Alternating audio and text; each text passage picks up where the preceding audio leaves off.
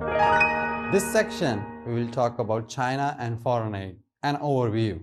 This section, we will talk about first, we must make clear what's foreign aid. Generally speaking, foreign aid refers to the financial and in-kind support provided by the government of one country to another country, including military, economic, and technical aspects.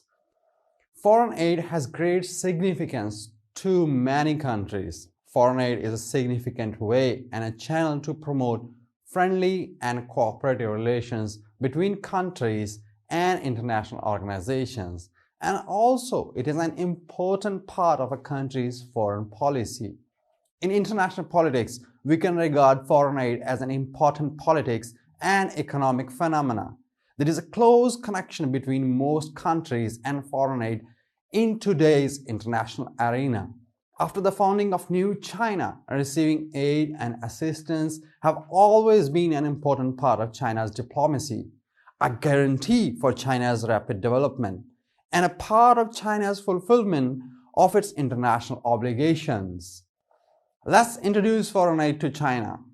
China has become the world's largest exporter and the third large economic entity. Looking back on this country's history, we can see that foreign aid to China has always been one of the forces for China's material progress. At the same time, foreign aid also has a profound and multifaceted impact on China's soft power. This influence will become bigger and bigger. In these 70 years, foreign aid to China can be divided into two periods: the establishment of New China in 1949 to the reform and opening up, and the reform and opening up in 1978 to the present. The country's aid to China in the first stage were mainly the former Soviet Union.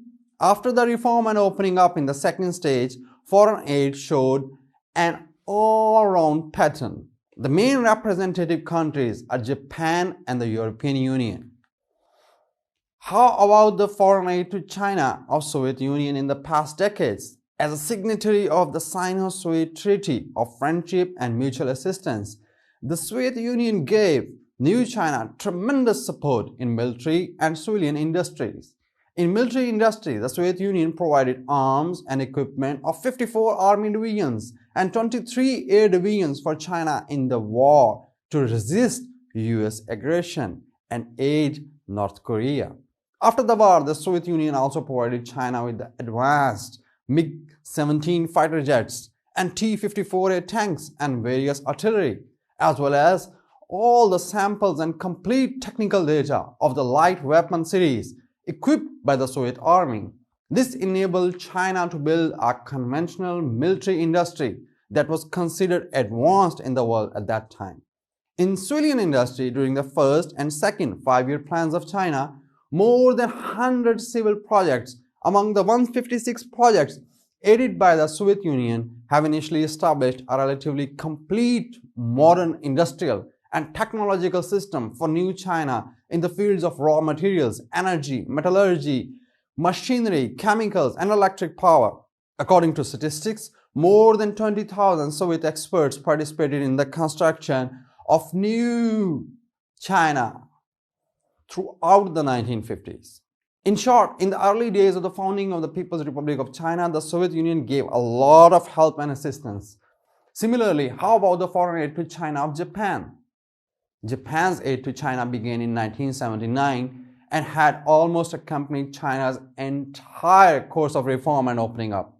As one of the most important aids provided by the foreign governments, Japan's aid to China has played a positive role in promoting China's social modernization. It is mainly reflected in accelerating the foundation of China's energy, transportation, and communications, stimulating the expansion of foreign trade and employment, promoting the development of culture, education, health, and scientific research.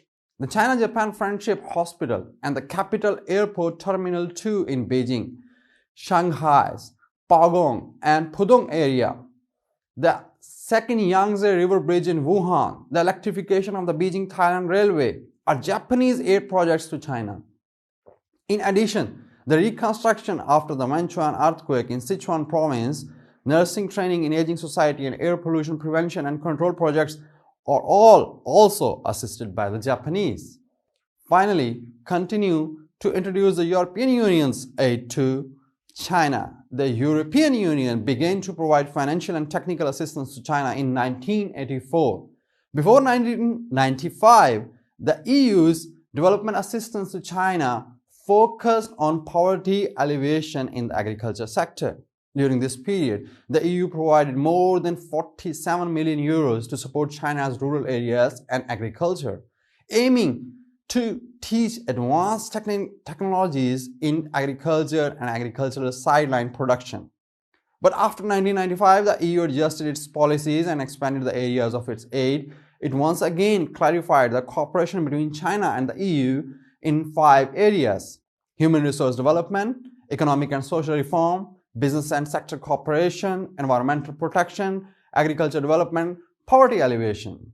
From 1984 to 2001, there were 54 Sino-European development cooperation projects, of which 31 were completed and 23 were under implementation. The cumulative amount of assistance was approximately 4,500 million euros. The EU's policy regarded aid as a tool to drive a more comprehensive relationship with China, not only in the economic field, but also in the social field and even some political fields. How about China's foreign aid? What's the transformation of China from a recipient country to a donor country? First, China is a developing country. China has always insisted on providing assistance to other developing countries in economic difficulties and assuming corresponding international obligations. Then the Chinese nation always knows how to be grateful. China has received assistance from many countries or regions. Many members of the international community have sincerely helped and supported China, and the Chinese people will always remember it. As a grateful nation, Chinese never forgot foreign-friendly aid. As a nation that is good at learning and summing up experience, we should calmly respond to the new situation brought about by foreign aid. What is the history of Chinese foreign aid? China's foreign aid started by helping neighboring friendly countries. In 1950, China began to provide material assistance to North Korea and Vietnam. Since then, the prelude to China's foreign aid has begun. Today, China has become the world's 4th largest foreign aid. Its influence is increasing in the field of international development, assistance, and global governance. Emerging countries represented by China have also stepped onto the stage of international and development cooperation. The scale of assistance has continued to expand and its influence has grown. The pattern of international development assistance is undergoing profound changes. At the same time, China actively promotes Belt and Road Initiative and fully participates in global development governance. Now we can analyze the status quo of China's foreign aid from aid amount and regional distribution. At first, let's look at China's aid amount. According to the foreign aid expenditure quota of the Central Fiscal Expenditure announced by the Ministry of Finance each year, the scale of foreign aid provided by China has been on the rise in general, as can be seen from the chart above.